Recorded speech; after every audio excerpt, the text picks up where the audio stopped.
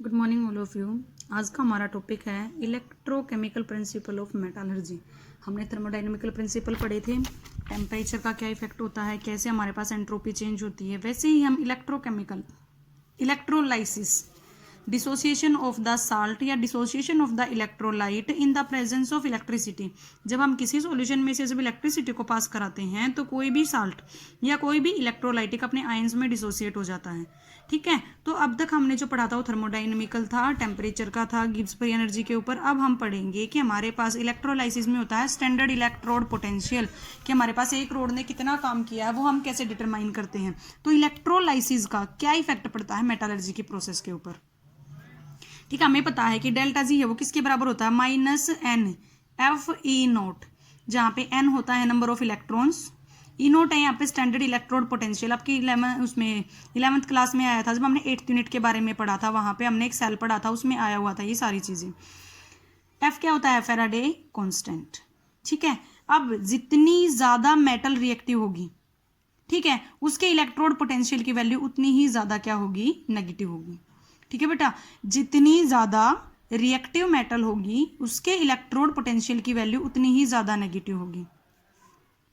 कहता है कि अगर electrode potential to redox couple, redox reaction जिसमें रिडक्शन और ऑक्सीडेशन दोनों होते हों, पॉजिटिव है तो वहाँ पे गिब्स फ्री एनर्जी की वैल्यू क्या होगी, नेगेटिव होगी। ठीक है, then reactive metal will displace the less reactive metal. हम देखते हैं कि हमारे पास आयरन है या हमारे पास जिंक है, उसको कॉपर सल्फेट के सॉल्यूशन में डालते हैं तो जिंक उसको डिस्प्लेस कर देता है। तो वो किस बात के ऊपर डिपेंड करता है कि जब हमने जिंक और कॉपर दोनों लिए हैं तो उनमें इलेक्ट्रोड पोटेंशियल की वैल्यू पॉजिटिव होनी चाहिए, तभी वहाँ पे हमारे पास गिब्स फ्री एनर्जी की वैल्यू क्या आएगी, नेगेटिव आएगी। जब गिब्स फ्री एनर्जी की वैल्यू नेगेटिव होगी और स्टैंडर्ड इलेक्ट्रोड पोटेंशियल की वैल्यू पॉजिटिव होगी तो वो क्या करेंगे, हमारे पास ज़्यादा रिएक्टिव मेटल है वो लेस रिएक्टिव मेटल को क्या कर देगी, डिस्प्लेस कर देगी। ये था इसका इलेक्ट्रोकेमिकल प्रिंसिपल ऑफ मेटालर्जी। अब हम एप्लीकेशन ऑफ मेटालर्जी करेंगे कि हम मेटालर्जी का यूज कहाँ कहाँ करते हैं। कहता है the process of extraction of metal by electrolysis. Electrolysis करा के उनके साल्ट में से मेटल को एक्सट्रैक्ट करने की जो प्रोसेस है, ठीक है, उसको हम क्या कहते हैं, इलेक्ट्रो मेटालर्जी। देखो क्या हो गया, मेटालर्जी का मतलब क्या था, extraction of crude metal, crude metal को निकालना, साथ में क्या लग गया, इलेक्ट्रो। इलेक्ट्रो का मतलब है फ्रॉम द इलेक्ट्रोलाइसिस। हम यहाँ पे इलेक्ट्रोलाइसिस कराएंगे, जो मेटल है उसको उसके साल्ट में से डिसोसिएट कराएंगे और फिर वहां से मेटल को क्या करेंगे, बाहर निकालेंगे। ये जो प्रोसेस होती है ये किसी रिड्यूसिंग एजेंट की हेल्प से होती है। जब तक कोई रिड्यूसिंग एजेंट हम ऐड नहीं करेंगे ये प्रोसेस कंप्लीट नहीं होगी। सबसे पहली एप्लीकेशन है इसकी extraction of aluminium from alumina. Alumina होता है हमारे पास Al2O3, उसमें से हमें एल्यूमिनियम को एक्सट्रैक्ट करना है। ठीक है भाई, तो देखो जब हम एल्यूमिनियम फॉर्म करते हैं इलेक्ट्रोलाइसिस करा के, किसका, एल्यूमिना का एक मिक्सचर है हमारे पास और उसमें क्रायोलाइट डाला गया है। जो क्रायोलाइट क्या है, यहाँ पे एक रिड्यूसिंग एजेंट है। ठीक है, इस पूरी प्रोसेस को हम नाम देते हैं हॉल एंड हेराल्ड प्रोसेस। जब एल्यूमिना में से एल्यूमिनियम को निकाला जाता है उसका इलेक्ट्रोलाइसिस करा के इन the presence of A cryolite, जो क्रायोलाइट है वो यहाँ पे क्या होगा, एक रिड्यूसिंग एजेंट होगा। तो देखो कैथोड के ऊपर क्या रिएक्शन होगी, जो इलेक्ट्रॉन का गेन करता है उसका रिडक्शन, जो लॉस करता है उसका ऑक्सीडेशन। एल्यूमिनियम ने रिडक्शन कराया तो यहाँ पे क्या हो गया, 3E नेगेटिव। एनोड पे क्या होता है, ऑक्सीडेशन, इसने 2 इलेक्ट्रॉन का क्या कर दिया, लॉस कर दिया। अब कहता है कि जब इलेक्ट्रोलाइसिस होगा वो कहाँ पे होगा, एक इलेक्ट्रोलाइटिक सेल में होगा जो आयरन का बना हुआ होगा, उसके अंदर कार्बन की जो इलेक्ट्रोड है वो डाली जाएंगी। ठीक है भाई, इलेक्ट्रोलाइसिस हम एक आयरन के टैंक में कराएंगे जहाँ पे हमारे पास क्या होंगी, कार्बन की इलेक्ट्रोड होंगी। एल्यूमिनियम मेटल को हम वहाँ पे हीट करते हैं जब हमारे पास टेम्परेचर कितना होगा, 1173 केल्विन। यहाँ पे हमने जो ये क्रायोलाइट डाला था, इस क्रायोलाइट का हमारे पास यूज क्या होगा हम वो देखेंगे। क्या करता है कि जो हमारे पास फ्यूज्ड एल्यूमिना है वो बैड कंडक्टर है इलेक्ट्रिसिटी का, और इलेक्ट्रोलाइसिस कराते टाइम हमारे पास इलेक्ट्रिसिटी है वो नेसेसरी कंडीशन में होनी चाहिए। तो क्रायोलाइट क्या करता है कि क्रायोलाइट हमारे पास एल्यूमिनियम को गुड कंडक्टर ऑफ इलेक्ट्रिसिटी बनाता है। ठीक है, सेकेंडली क्या करेगा, ये मेल्टिंग पॉइंट को क्या कर देगा, रिड्यूस कर देगा। ठीक है, मैक्सिमम टू अराउंड, जब तक हमारा टेम्परेचर कितना होगा, 1140 केल्विन। तो क्रायोलाइट के 2 यूज हो गए। सबसे पहला क्या हो गया, it make good conductor of electricity और it reduce the melting point. ये है हॉल एंड हेराल्ड प्रोसेस जिसमें हम एल्यूमिनियम ऑब्टेंड करते हैं फ्रॉम द इलेक्ट्रोलाइसिस।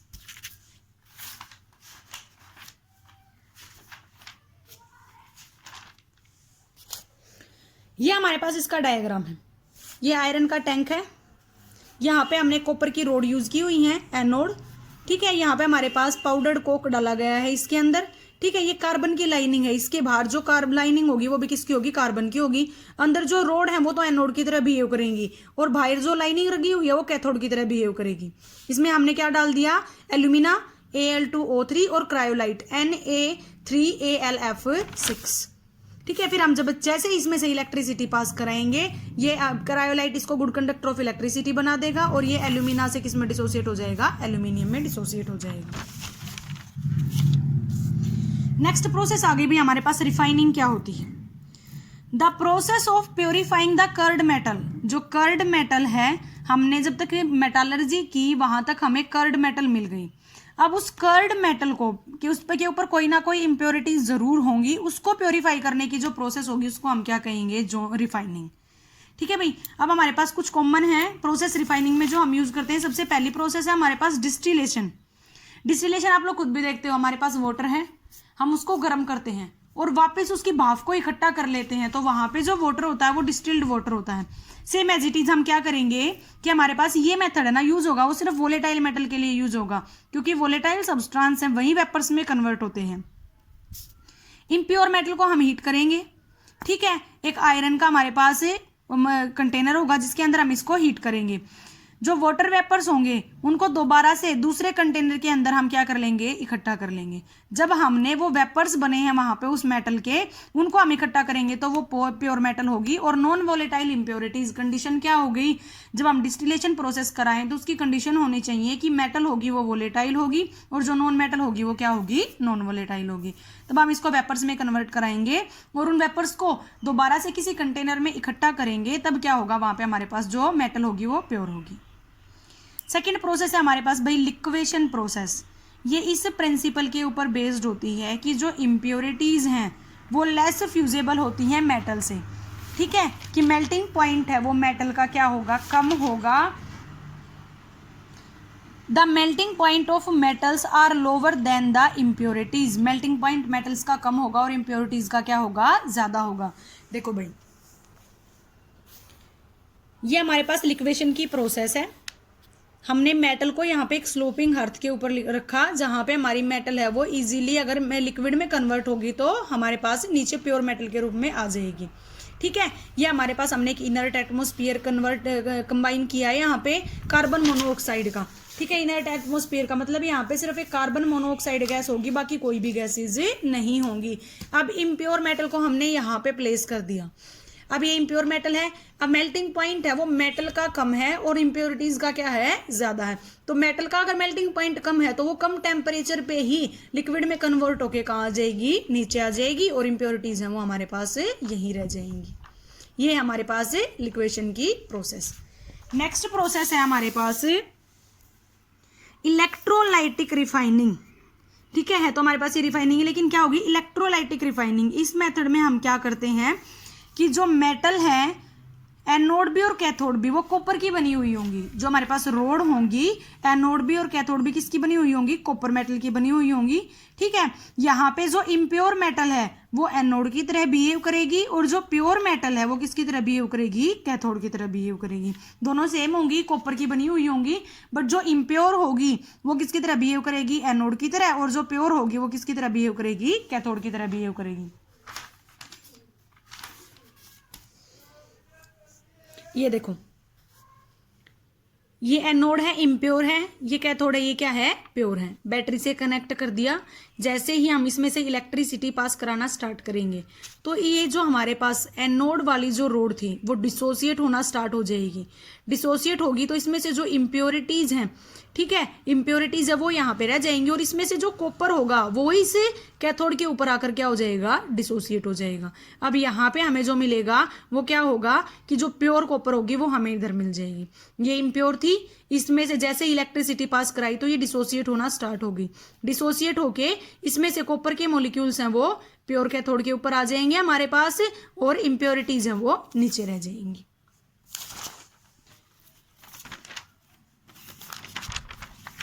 इसमें हमें मेटल को एक इलेक्ट्रोलाइटिक सॉल्यूशन में डालते हैं। जो इलेक्ट्रोलाइटिक सॉल्यूशन है वो किसका है, कॉपर सल्फेट का ही इलेक्ट्रोलाइटिक सॉल्यूशन है। जब करंट पास कराते हैं तो हमारे पास इम्प्योर मेटल है वो क्या हो जाएगी, टूट जाएगी और प्योर मेटल के ऊपर आकर कैथोड के रूप में वो हमारे पास से जमा हो जाएंगे।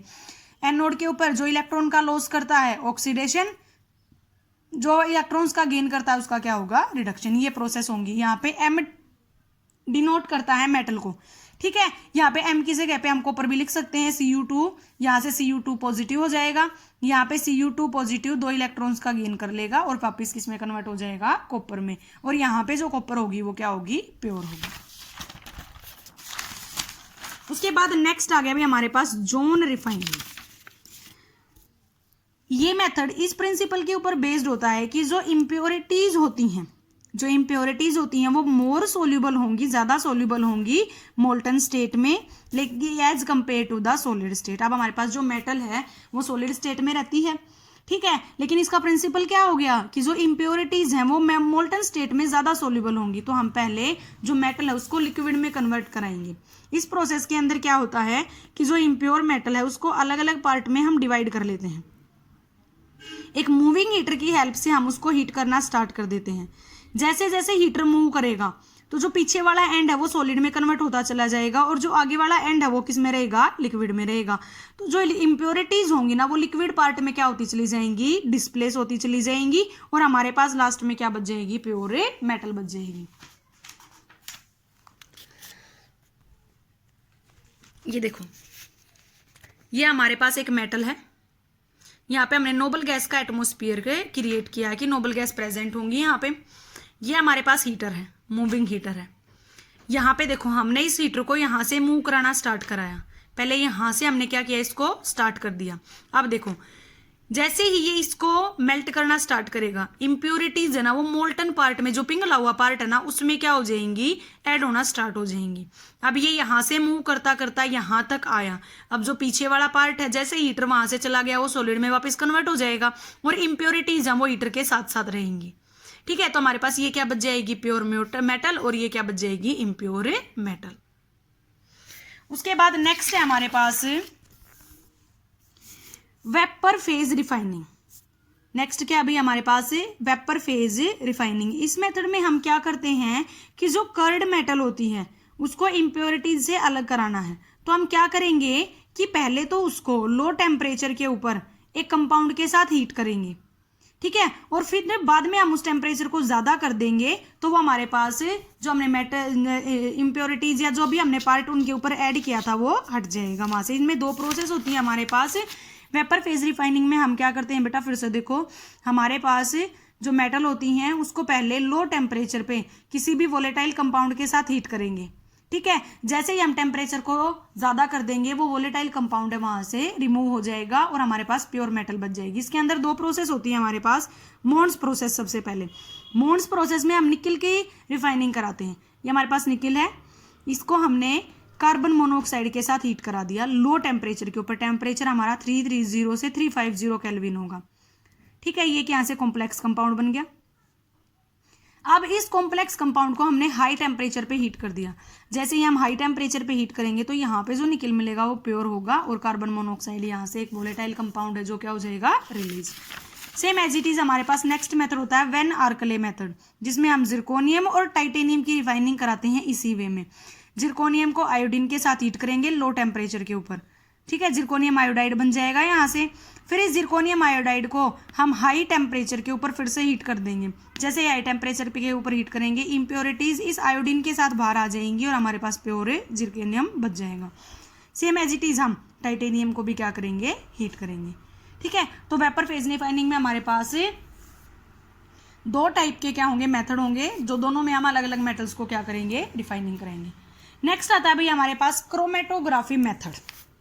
नेक्स्ट क्या था अभी हमारे पास, क्रोमेटोग्राफी मेथड। ये मेथड इस प्रिंसिपल के ऊपर बेस्ड होता है कि अलग अलग कंपोनेंट हैं वो अलग अलग एक्सटेंट के ऊपर एड्जॉर्ब होते हैं। हमने एड्जॉर्प्शन पढ़ा था पिछली यूनिट में, तो एड्जॉर्प्शन की प्रोसेस से ही यहाँ पे हमारे पास कॉलम क्रोमेटोग्राफी है, ठीक है। कॉलम क्रोमेटोग्राफी में हम क्या करते हैं कि देखो कॉलम डिवाइड करते हैं। ये हमारे पास कंटेनर है, ठीक है, इसमें हमने 3 कॉलम डिवाइड कर दिए, A, B और C, ठीक है। अब हमने यहाँ पे मिक्सचर ले लिया, मान लो ये मिक्सचर हमारे पास सैंड का है, वाटर का है और साल्ट का है, हमने 3 मिक्सचर ले लिए। अब जैसे ही हम ड्रॉप कराना स्टार्ट करते हैं, साल्ट की कैपेसिटी है कि वो पहले कॉलम में एडजॉर्ब हो जाएगा, तो साल्ट यहाँ पर रह जाएगा। ठीक है, सैंड की कैपेसिटी है कि वो सेकंड कॉलम में एडजॉर्ब हो जाएगा। ठीक है, क्या हो जाएगा, सेकंड कॉलम में एडजॉर्ब हो जाएगा, यहाँ पे हमारे पास सैंड बच गया। ठीक है, अब हमारे पास मिक्सचर किस किस का था, साल्ट, सैंड और वाटर। अब हमने साल्ट को यहाँ पे एडजॉर्ब करा दिया, यहाँ पे हमने सैंड को एडजॉर्ब करा दिया, तो हमारे पास प्योर वाटर होगा, वो ड्रॉप होके नीचे तक आ जाएगा। ठीक है, तो कॉलम क्रोमेटोग्राफी बेटा नाम से ही पता चल रहा है कि हर एक एलिमेंट की एडजॉर्ब होने की कैपेसिटी है वो अलग अलग होती है। ठीक है, जैसे ही हम उन एडजॉर्बेंट को इस सरफेस के ऊपर डालेंगे वो अलग अलग कॉलम में एडजॉर्ब हो जाएंगे और हमारे पास लास्ट में क्या बच जाएगा, प्योर सब्सटेंस बच जाएगा। ये थी हमारी कंप्लीट यूनिट।